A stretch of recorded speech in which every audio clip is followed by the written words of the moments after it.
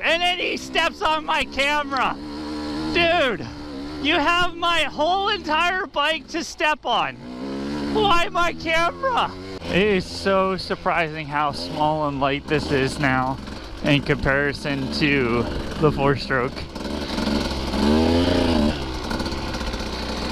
It's crazy.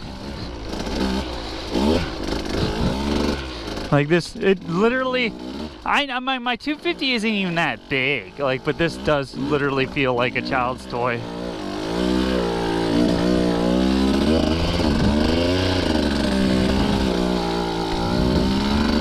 The old 150.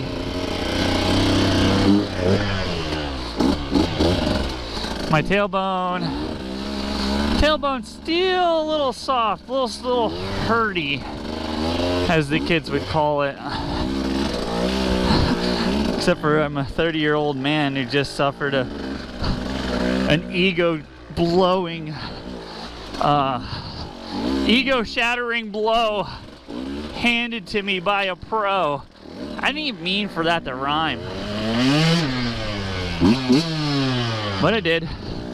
Hello everybody, coming at you with all my might. It is Smite. How you guys doing today? Today we're out for a beautiful ride on the 2023 Husqvarna te150.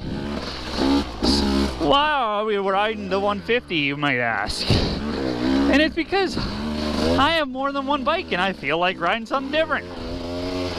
So,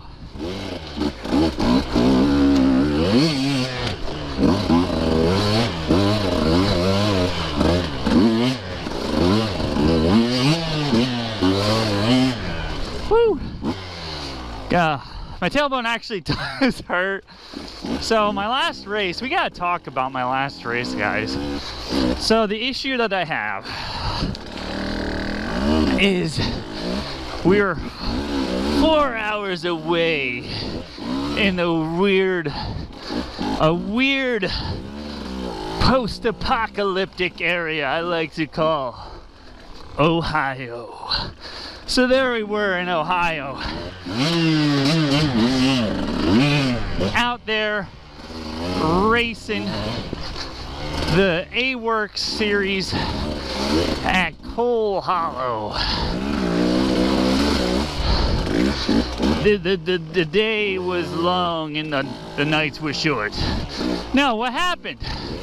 So I actually had an amazing start. I actually got the bike started, the old YZ450 250 FX. So here's the issue: is I got taken out.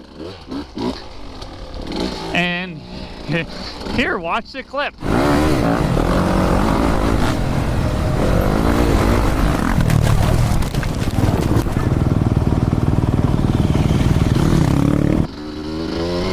Proceeding of me getting ran over. So here's the problem is, you know, if you know, you know, and if you don't, you don't. So let me break it down for you.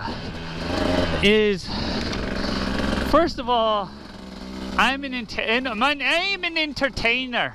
So I gotta entertain, I gotta have a clean camera. So I have this habit of taking my hand off of the handlebars and cleaning the GoPro screen and or 360,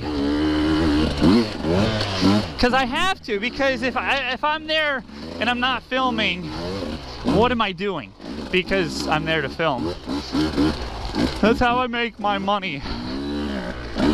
So I did that, and right as I let go of the handlebar, another rider came underneath, hooked his bicep on my handlebar, turned my handlebar like so, and drug my bike away. And then let me tell you, it happened so fast. Like, I could slow it down in the video and you could study it and you're like, oh well this, but let me tell you, it happened in like half a second, if that. It was so fast. So I had like no reaction time. But let me explain to you why I felt comfortable doing so. So the issue that I had is that rider that took me out was a professional rider. He was riding in the pro class back in 2021 in the GNCC. So see, people can't use the excuse of, well, he wasn't actually a pro. Well, yes, he actually very much so was a pro. He was racing in the buddy class. So those of you that are not aware, buddy class is where you do a lap and then your buddy does a lap. So you do a lap, you hop off, your buddy takes your bike out and you do a lap. So the thing about it is it's not track, like it's not a real race. I mean, it is against the teams. So they did the best in their teams, but there was 2 pro riders and he was the slower of the pro riders, just based on his numbers there. Because he got like, I think it was like a 38 and his buddy got like a 32-minute lap. For reference, mine was like in the 50s, but I got taken out. So that's what upsets me, is I understand it's all part of racing, but I was not expecting anybody that fast to come up on me. And therein lies the problem, is I know when the pros come. So the pros are usually in the second lap. Like, I'm in my second lap, that's when our times line up, and I should expect pros. I didn't expect a pro, and I was just blasted by everybody up to that point. So I never expected someone to come up behind me that fast. And that's what got me, because the problem is if you got to understand the skill level and the commitment level of a C-class rider versus a pro class rider. You might not believe it, but there's quite a difference.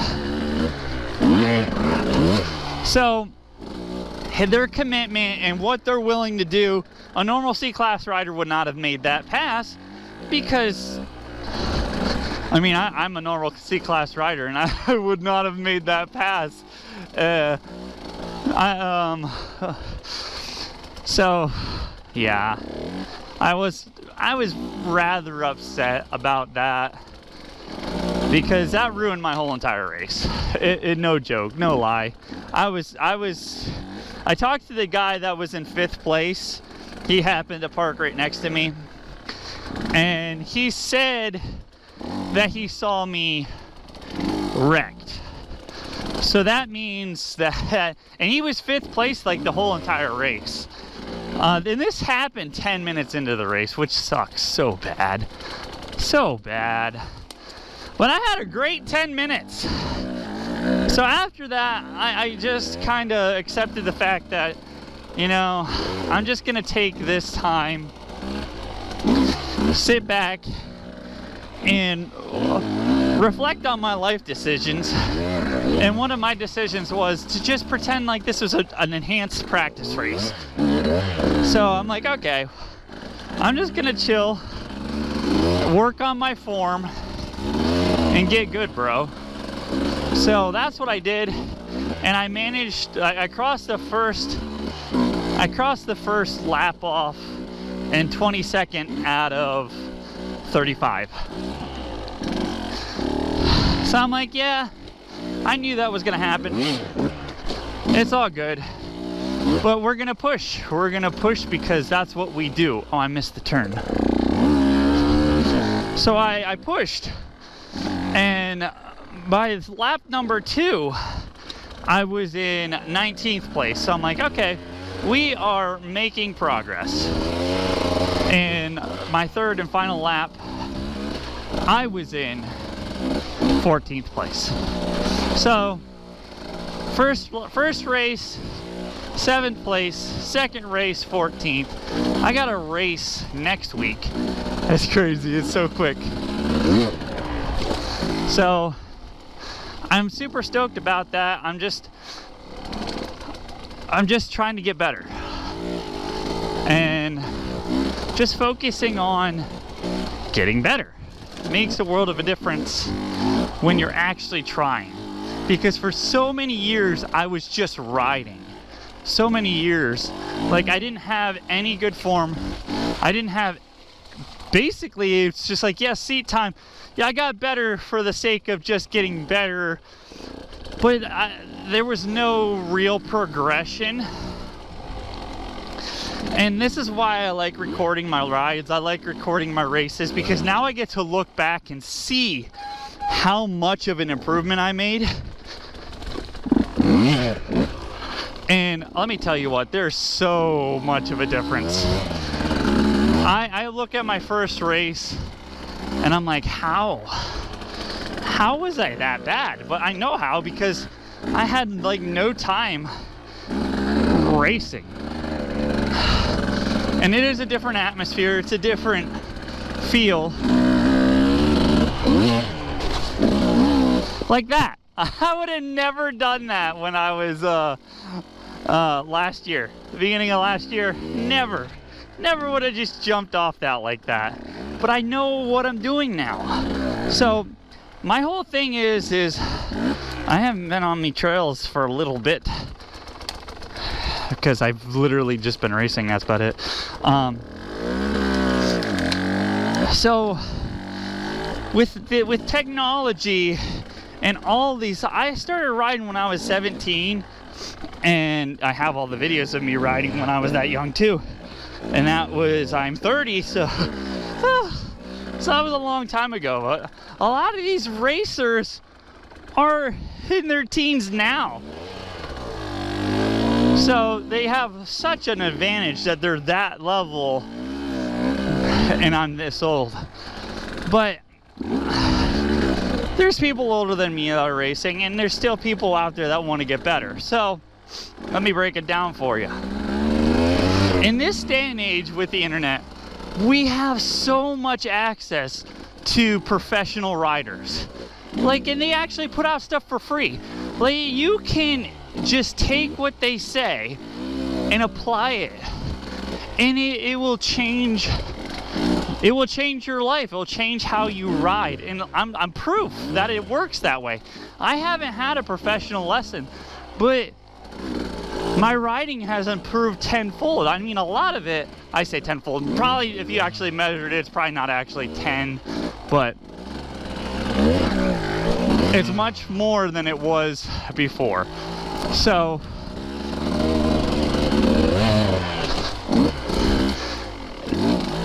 the application of knowledge is what really gets you. What really causes the improvement is just getting out there and admitting that you weren't the greatest. I mean, I didn't have any issues with that, because I know I'm not the greatest, and nor do I ever claim to be. The people online claim that I am, but that's just their way of trying to insult me.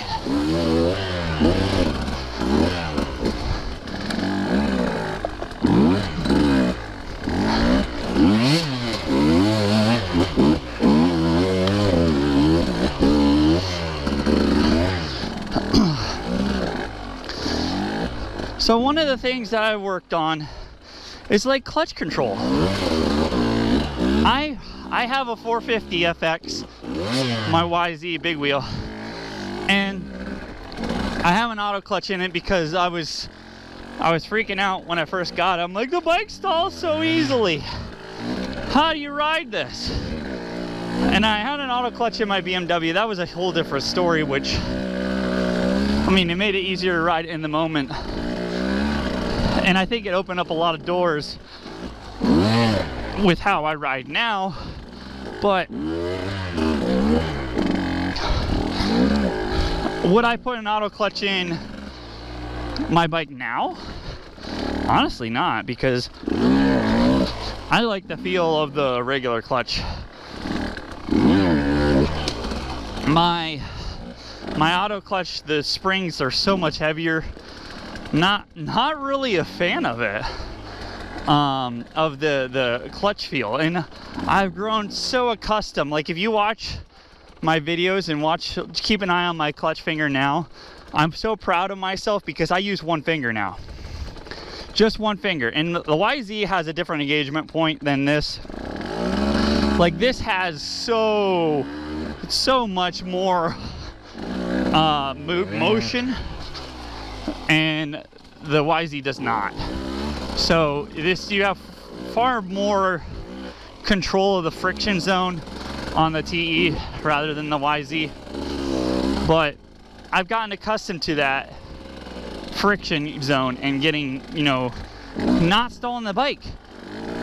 I do have a beefier tune on the low end, so that really does help with stalling the bike. It's got more fuel and ignition retardation. But just like little things like a clutch flip right there, just a little extra help to get the front end up. All stuff that I've learned within the last year. And I've been riding for 10 years. So that doesn't necessarily mean anything. When you have people that are like, I've been riding for 50 years. Well, you can ride wrong for 50 years. But I just wanted to say, like, this whole entire experience of racing has really changed my mind and my outlook on it, and how faster I've actually been able to become. And I'm surprised. And there was instances where I was like, oh, it's the bike. And I think part of it was this bike. Like, it helped me start, but I was afraid of the twitchiness of the power of when it bounces on and off the power band.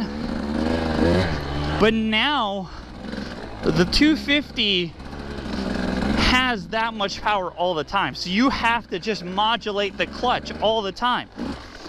So that's when the front end comes up and you don't want it, you just grab the clutch and you're good. And that's why you keep one finger on the clutch out all the time. Now, it sounds like what I'm saying is I've had years and years of bad habits because we didn't have access to all these professionals that you do nowadays. Because if you were to say, how do I ride a bike? And now you can use AI. You can literally get on ChatGPT and say, how do I learn how to ride a dirt bike? And it could probably give you the best, most top-rated videos. So I didn't have all this experience. I was literally just go out there and try to ride, and here we are. That's how I got to be as good as I was. And it wasn't like, if you compare me to a bunch of normal people, normal dual sport riders, I'm a pretty average dual sport rider. Woo. Pretty average dual sport rider. You know, I was pretty fast, I was pretty efficient, pretty capable. But take me to a woods race and holy crap, was oh man, that was an eye-opener. I mean, I did my first race, I did 18th out of 36. So not horrible, but obviously not good. I mean, I like the top 10. I seriously think that I have the potential to be a B-class rider. And when entering this, I thought that maybe if I someday could just possibly be in the top 10 of a C-class, that it would be amazing. And that's the thing, is just like, I'm there. I could get there. I just need to not get ran over. So my tip for you is don't get ran over. Don't get ran over, because that sucks.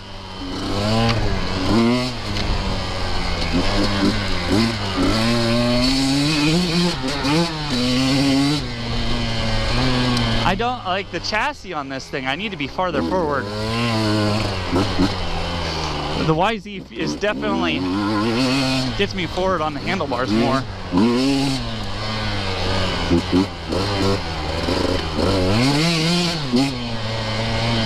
And the brakes, holy crap, are these brakes crazy. The YZ has super touchy brakes. But yeah, so got another race this weekend. And I guess, yeah, holy crap, it's this weekend already. Super stoked to get out there and ride. Try to redeem myself. Gotta get like in the top 5, that's my goal. And I'm pretty sure I can get darn near close to it, if not complete that, as long as I don't get run over.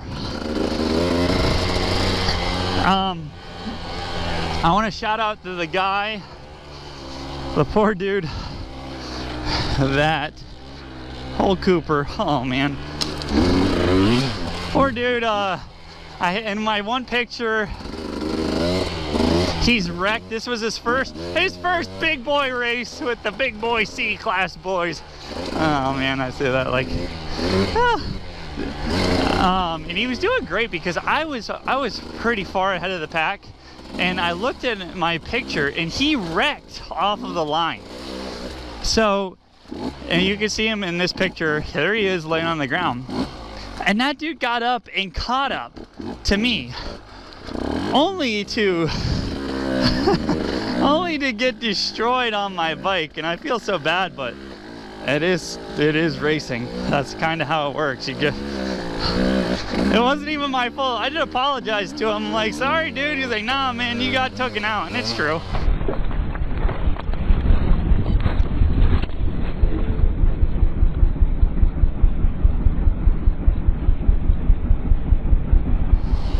Yeah, watch this right here. He slides into my rear tire and my rear fender. The bike stands straight up, and then he steps on my camera. Dude, you have my whole entire bike to step on. Why my camera? Why? I go through a pair of lens covers each race. That's how I'm at so far. It's comical. Luckily, and this is why, this is the 1X, I guess they just call them X's now anymore. This is the X4. Just picked it up, and first race, dirt in my eye. First race, I hit a tree, flew over my handlebar, smashed my face off of the camera, scratched the crap out of the lens guard. So I had to get a new one. Well, luckily they came in, like I ordered the glass ones, and that's what I put on. So I had a standard plastic ones. So I slapped on the plastic ones, and they worked a lot. They worked pretty good. And then old Cooper steps on my camera. Oh man, what a time. And then I lost my GoPro. Like, luckily I have this super military grade Chinese power cord, and that thing stayed hooked up. Baller. I can't believe it. That was awesome. I got some trees down on my old jumpy track.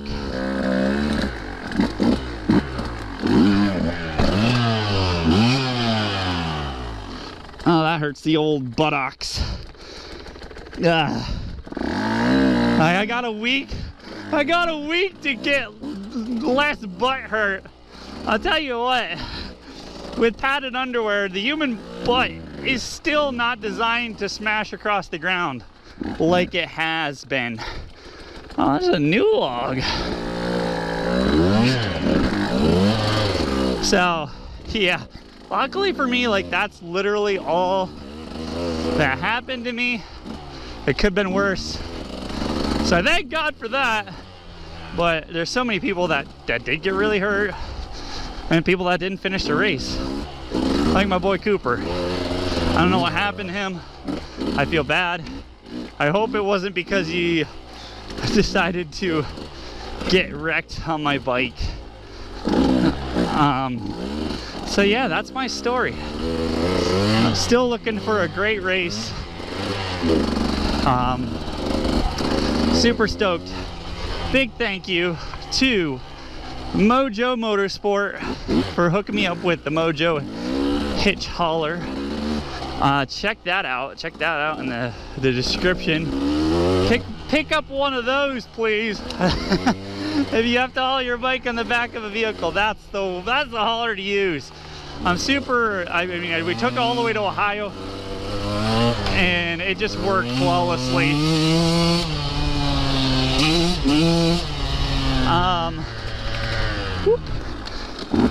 What I really liked about it is no squeaking.